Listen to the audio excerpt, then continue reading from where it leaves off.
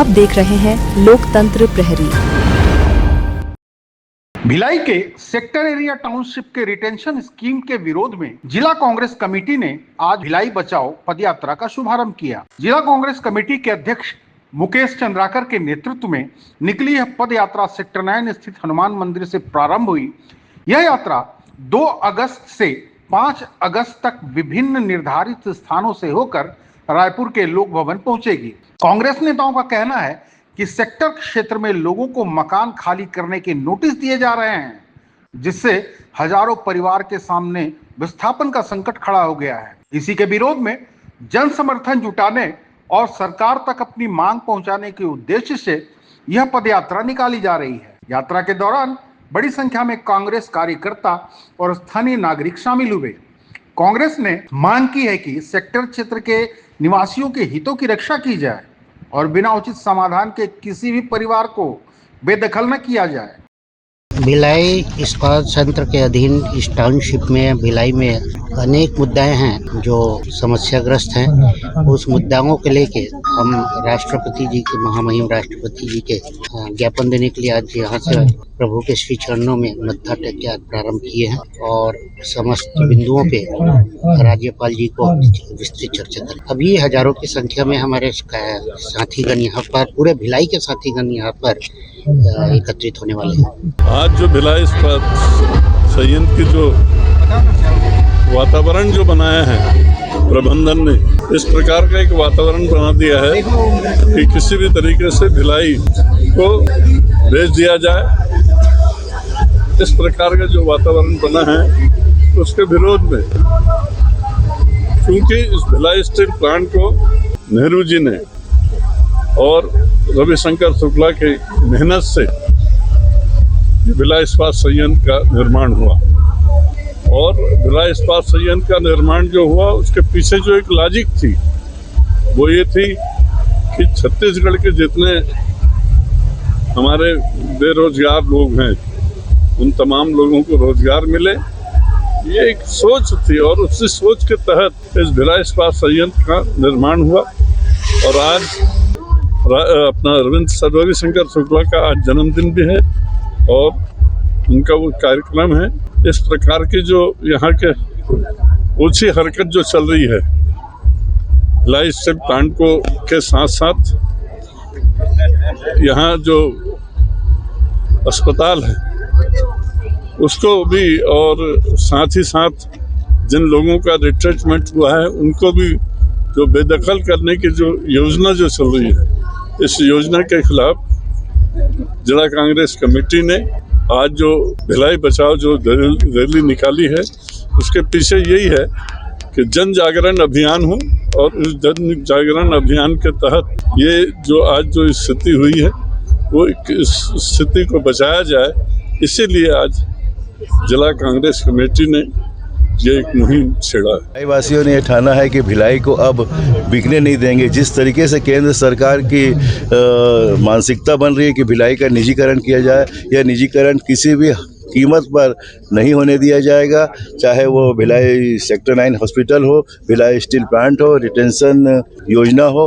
ये सारी योजनाएं तो भिलाई वासियों के लिए बहुत ही सरदर्द साबित होगी और काफ़ी नुकसान भिलाई वासियों को उठाना पड़ेगा।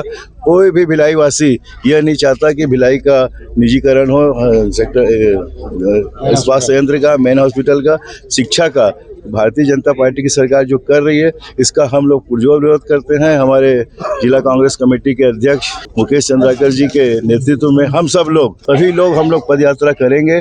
5 दिन तक ये यात्रा जारी रहेगी और भारतीय जनता पार्टी जो कुंभकर्णी नींद में सो रही है उसे जगाने का प्रयास करेंगे कि कोई भी अन्यायपूर्ण कार्य वह न करे भिलाई वासियों के हित में। जिस प्लांट को कांग्रेस पार्टी ने स्थापना किया यहाँ पर भिलाई स्टील प्लांट को, और भिलाई को विकास की गति कांग्रेस पार्टी ने दिया है, आज इनकी सरकार इसको बेच रही है, इनकी सुविधा ख़त्म कर रही है और यहाँ के लोगों को बहुत ज़्यादा स्थिति इनकी खराब है। तो हम लोग चाहते हैं कि भिलाई जैसा सुंदर और छत्तीसगढ़ की एक पहचान है वो बने रहे और ये दूसरे हाथ में न जाए। यहाँ के कर्मचारी, यहाँ के नागरिक को सब सुविधा मिले और जिस तरह से बिजली का बिल और जिस तरह से ये सरकार कर रही है तो निश्चित रूप से ऐसा लगता है कि कांग्रेस पार्टी ही हमारी ऐसी पार्टी है जिन्होंने हमेशा विकास का काम किया है, विकास की गति देने का काम किया है, हर वर्ग को साथ लेने का काम किया है। और आज भिलाई स्टील प्लांट जो मिनी भारत है वो इंडिया की एक पहचान है, छत्तीसगढ़ की पहचान है।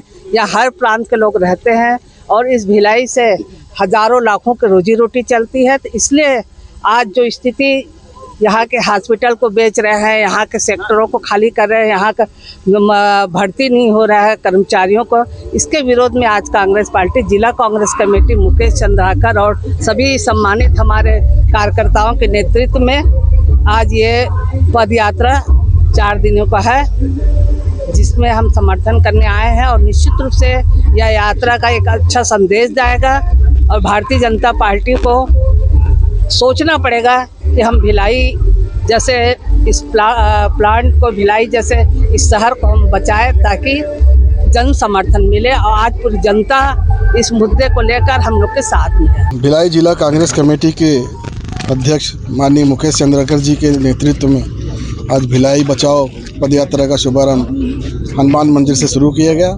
यह 4 दिनों तक पदयात्रा चलेगी और रायपुर जाकर राजभवन में पदयात्रा समाप्त होगी। इस पदयात्रा का मकसद यह है कि जो केंद्र में जो भारतीय जनता पार्टी की सरकार है, जब भी भाजपा की सरकार बनती है तब ये लोग निजीकरण करते हैं और सरकारी संपत्तियों को बेचते हैं। भिलाई स्टील प्लांट को भी बेचने की इनकी योजना है और हम लोग इस प्लांट को बिकने नहीं देंगे। इससे पहले भी जब 1998 से 2003 तक इनकी सरकार थी तब भी इन्होंने भिलाई स्टील प्लांट का पावर प्लांट को बेचा था और भी बहुत सारी चीज़ों को बेचा था, ऑक्सीजन प्लांट को बेचा था। अभी भी साजिश चल रही है और हम लोग इस साजिश का पर्दाफाश करेंगे और भिलाई स्टील प्लांट को बिकने नहीं देंगे। भिलाई स्टील के प्लांट की संपत्ति की रक्षा करेंगे। आज हम लोग हनुमान जी के मंदिर से निकले हैं, बजरंगबली हम लोग की पूरी मदद करेंगे। जय बजरंगबली। अब देखना होगा कि इस पदयात्रा और कांग्रेस के विरोध प्रदर्शन पर शासन और भिलाई इस्पात संयंत्र प्रबंधन की ओर से क्या प्रतिक्रिया सामने आती है।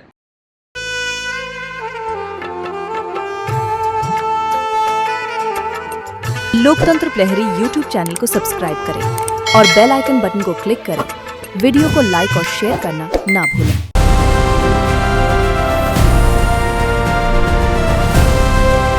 हर खबर पर नजर, सच, हिम्मत और जमीनी रिपोर्टिंग, देश, समाज और सत्य के लिए।